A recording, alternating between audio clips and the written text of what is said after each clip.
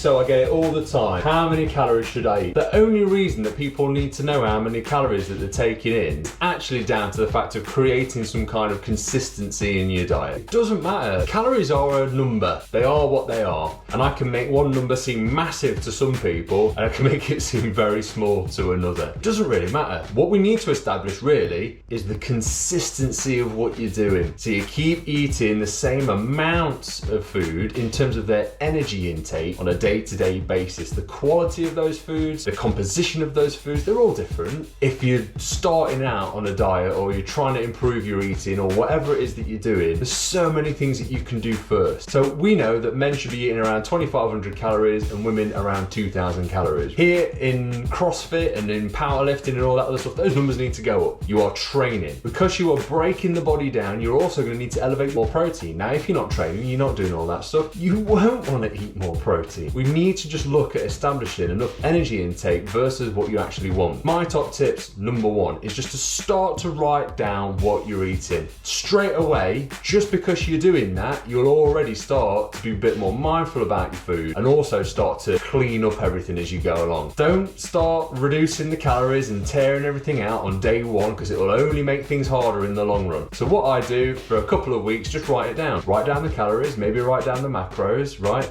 And then put it into an app, put it into a calculator and then just have a look and see what your average daily input actually is. From there, you can just make a small improvement. Hasn't got to be ridiculous, hasn't got to be drastic. Can I just repeat it? Because if I can just repeat it again, it's more consistent than I had before where I was just eating a lot some days and very little others. Now, it could just be 5% less, 10% less calories than what you're already doing. Or if you want to grow some muscle tissue, that could be 5 or 10% calories more. Even if I don't want to do calories, right, I could do another way. Am I hungry and am I full? And I know I haven't got to eat until I'm stuffed. I know that I haven't got to overeat. And I also know that I haven't got to undereat. And I've just got to recognise when I am hungry, and hunger is not an emergency. Find food when I need to, and keep something around. And even if it's not fresh or prepared, I can get something from the supermarket, and I can eat any food then. It does mean I have to take time over what I'm eating. Sometimes that means that I need to get some more vegetables in my food because I'm not actually eating any vegetables. Maybe it's just sipping on some water and making sure I'm hydrated.